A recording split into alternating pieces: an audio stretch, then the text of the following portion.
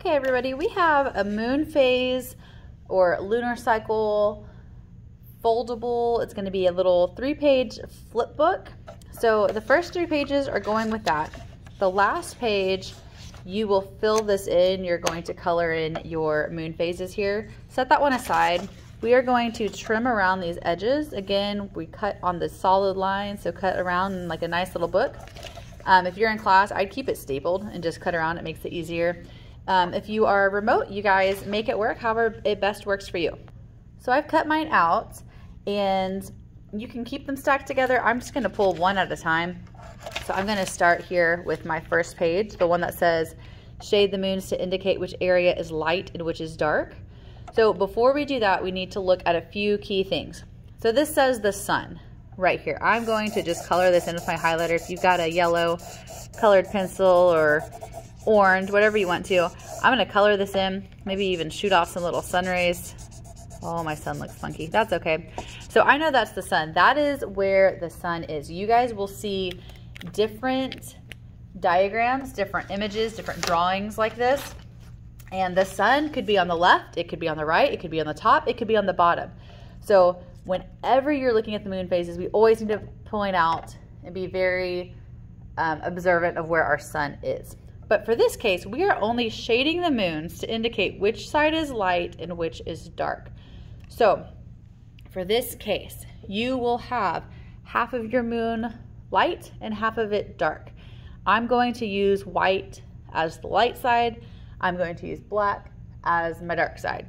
So basically you are just going to split all of your little moons in half, just like this.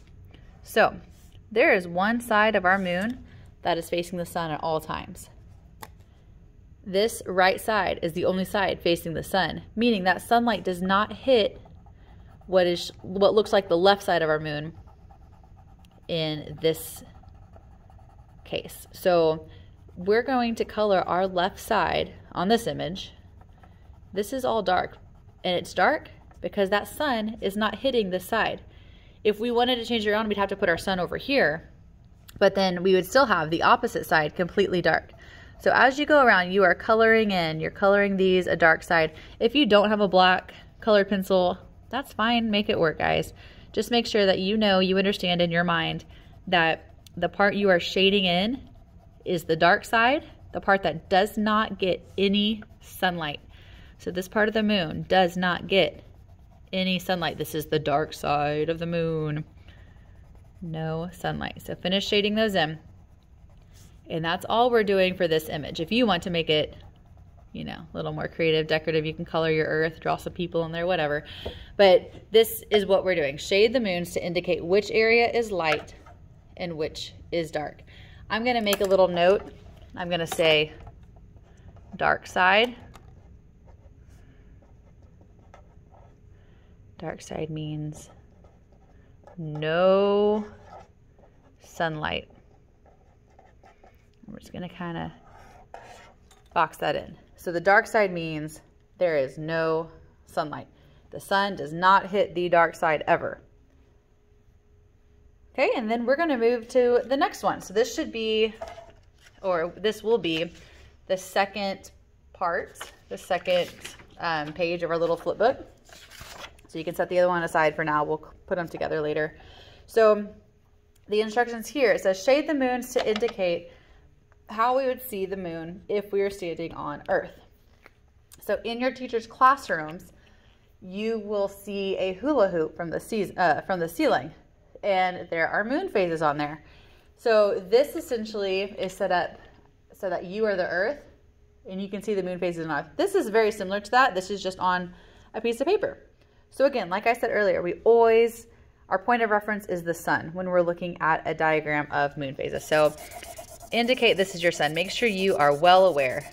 This is where my sun is. Again, I'm going to make my little sun rays that look awful, but that's okay. Miss Kennedy is not about perfection. All right, so there's my sun. I know it's the sun. Oh, and then it says, which direction does the moon revolve around the Earth?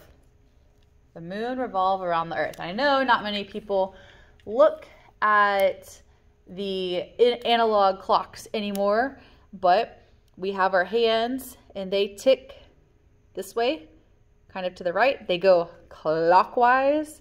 Counterclockwise would be going to the left. Counterclockwise is how counterclockwise. That is the direction that the moon revolves around the sun. Counterclockwise. Hopefully that is dark enough for you guys to see. Counterclockwise. Oh, sorry, Miss Kennedy is a little messy there. All right, okay, now I'm just gonna have to darken everything. All right, counterclockwise. So it moves counterclockwise, meaning we are going to move going this way. So I'm going to draw arrows to show myself this is the direction my moon phases will progress. This is how my moon is revolving, key word, vocabulary word, revolving around my earth. And if you look at the little hula hoops that your teachers have up in the classroom, there are arrows showing which way to go. And guess what? They go counterclockwise. All right, so our task is to shade the moons to indicate how we would see them if we were standing on Earth. Okay, so Miss Kennedy's brain works a little funky, but in order for me to think about what they would actually look like, meaning for me to get to the shading part, I have to label them. I know already my moon phases. I know the order they go in. Yesterday's work, when you guys were standing with the styrofoam ball, or not yesterday, whenever it was, y'all were standing with the styrofoam balls and the stick with the lamp in the middle of the room, and you rotated, or yeah, you rotated because you're the Earth, counterclockwise. This is what you would see, but I have to label them. So that just makes sense to me, and that's what I'm going to do. So whenever the moon is between the sun and the Earth, and just like the seasons, Miss Kennedy has to always have to have a point of reference, a place to always start. I know that when this moon is always between, or when it's between the sun and the Earth, this is my new moon. So I'm going to label this new moon. This is my new moon. And think of when you were standing facing the light, your arm was extended, and you were staring at the moon, at your styrofoam ball and a stick. It was completely dark. It was completely dark. So my new moon has to be completely shaded in. So the sun's hitting this part of the moon. We don't see, this is the part we see from Earth. So we aren't seeing that. So we're going to shade this in. A new moon is dark. Sometimes we can't even see it in the sky. At night, sometimes you can kind of see like a little outline, but a new moon is represented as like a dark, solid full moon. Okay, and so here we go, Miss Kennedy's brain. This is how I think. Opposite of a new moon is a full moon. So if this one's completely dark, this one's completely light. And again, I have to label. That's just how my brain works. So opposite of the new moon is the full moon. Full moon. And a full moon is completely bright, right? Like you go to sleep and if your blinds or curtains or you don't have windows covered, you can usually see that night it's lit up a little bit. It's a full moon. So this is how I orient myself if I'm looking at a diagram. I see the sun, I see the Earth. The moon phase that is between them is my new moon. Then I go opposite of that for my full moon. And then so from there, I can kind of figure out what the heck I'm doing. So I know after a new moon, I'm going to have waxing moon. So this side is waxing. If you wanted, you can write up here, waxing, because we are growing in light. So we start off dark and that light is just expanding. It's growing all the way to that full moon. All right, so after my new moon, I have a waxing crescent. So So I'm labeling. Again, I am labeling because it helps me to better shade them. Waxing crescent. Ooh. All right, so that's a waxing crescent. All right, so my waxing crescent. Waxing means my light is on the right. So, and I know crescent is small. It's like a C. So, I'm gonna kind of go like this. Also in our other foldable we said crescent is less than 50%. So, sorry, Miss Kennedy doesn't color the greatest either, but that's okay. All right, so a crescent is less than 50% illuminated. And so there we go. All right, so then after a waxing crescent, now we get to a quarter moon. So we have new moon, full moon. And going here, these are our quarter moons. So this is my first quarter.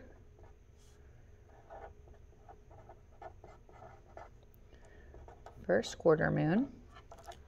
All right, and so this is where it appears to us on Earth like it is halfway illuminated.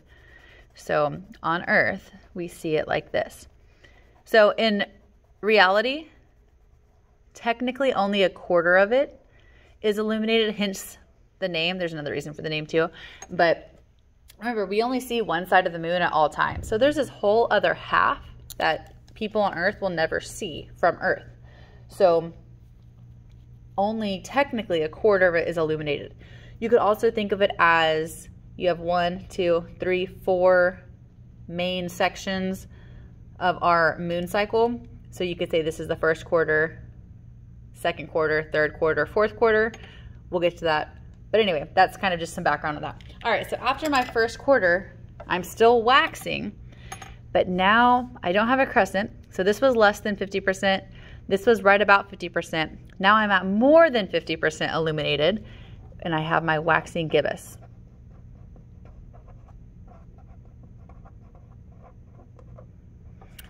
And remember, gibbous is the biggest. It has a big letter G. Those 2 B's are there. So this is more than 50% illuminated. So I'm only going to have like a sliver of darkness depending on what's going on. Okay, so that's my waxing gibbous. And then I've got my full moon. All right, so after my full moon, my light starts to wane away to where now I have my waning phases. That light is getting smaller. Everything on this side will start with the word waning, meaning the light is diminishing. The light is on the left side. So I start to lose light.